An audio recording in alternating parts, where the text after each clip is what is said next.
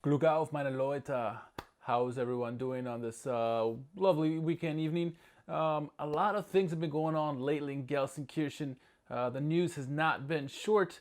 Before we get into it, though, if you haven't done so yet, please subscribe to the page. It'd be very much appreciated. But let's get right on to the news.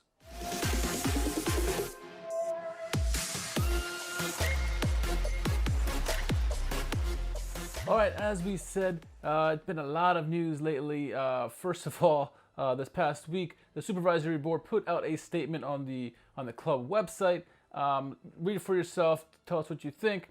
I'm gonna read a couple excerpts from that and then go on to the other bit of news. So a couple excerpts that I want to read go as follows, and I'm reading and I quote: "We fully understand your discontent about the current situation. You have every right to loudly criticize us at this time.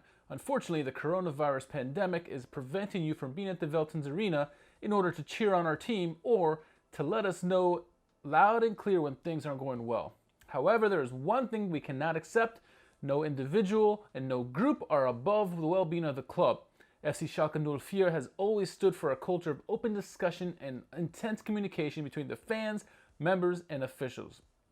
This should and will remain the case, but it must exist in the foundation of fair cooperation and the will to engage in objective dialogue. We have always offered the latter and will continue to do so in the future. However, singling out individuals and placing the blame solely on our shoulders crosses the line. To quote our legendary coach Hoop Stevens, it's not about the individual, it's always about the team. That remains the case, and the club now needs all our support." So, you take that as you will, like it, don't like it, whatever. That statement came from the Supervisory Board. It's a long statement. That was just a few excerpts from that statement from the Supervisory Board found on the Schalke website. But, a lot of that was directed towards the Ultras. And, of course, we wondered if the Ultras would stand by and not say anything. Of course they were going to say something, right? So, I'm going to their website, the Ultras Gelsenkirchen. They did have something to say. And so we're going to translate for you, for the English-speaking audience, what they did say. I'll try to read as much of it as I can. It's a long piece. You definitely should go check it out. But in short, it's titled "To the Board of Directors of SC Schalke 04." So it says, "Dear Schalke board members, our club is currently in a situation that none of us have experienced before. You are largely responsible for this crisis. Instead of responding to that criticism, you seem to live in a bubble that no longer has anything in common with the perception of many fans and members. Your incomparable thinness does not lead to an improvement, but to an aggravation of the situation.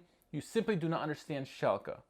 The appearance of our licensed team in the Bundesliga has absolute priority," says the beginning of your letter to the members and fans. "We see this as well, which is why we exclude the team from our criticism. As long as they do not give up or continue to see the will and fight in their spirit, for us, too, preventing relegation is our top priority. If the appearance of our team has priority number one for you, too, why has no responsible person publicly appeared in front of the largely very young players in order to protect them instead of letting them tear up in the media?" And an example is, Malik Thiaw was out recently and he had some choice words for how the team has been playing. But back to the Ultras statement. "How can it be that a young player has to go and interview visibly damaged after an own goal, Malik Thiaw? When a strong team spirit is required, you shouldn't point your finger at fans and members, but take action instead of making demands and giving the buck to any critics. We are in an unprecedented series of negatives for which the following is certainly not primarily to blame. As a board member, you are responsible for the operational business. This is what you are called on for. This is what you are paid for. It is the existence of the association that is threatened, and it is our duty as members to address the problems openly and as fair and recognizable, to criticize you as responsible." And it goes on and on and on. It's a very, very strong worded letter, and it ends with, "This is overdue and arguably the only chance to keep the club, which with over 160,000 members, hundreds of fans, fan clubs, and millions of fans around the world, this should be above everything else." Give it a listen, or give it a read, I should say. It's on the Ultras Gelsenkirchen's website. Their response to what the Supervisory Board put out for Schalke. Whose side do you take? Do you take the Supervisory Board side or you take the Ultras side? Are you somewhere in between? Let us know in the comments below. Certainly, it's definitely testy times. We're at 26 games winless right now in the Bundesliga. inching closer to the Tasmania-Berlin record of 31 games or 5 games away. We play Augsburg tomorrow, Sunday, or when you see this, it might be the same day. But still, nonetheless, the point is we need to avoid relegation.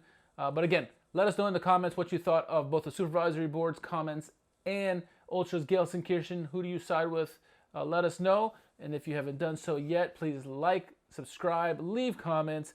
As always, you can follow our podcast, SchalkeMerica, on Twitter, Instagram, and Facebook. You can hear the podcast anywhere that streams music, Apple Podcasts, iHeartRadio, Spotify, you name it, we're there. So definitely check us out. And until the next podcast comes or the next bit of news, we'll be here for you. Tschüss.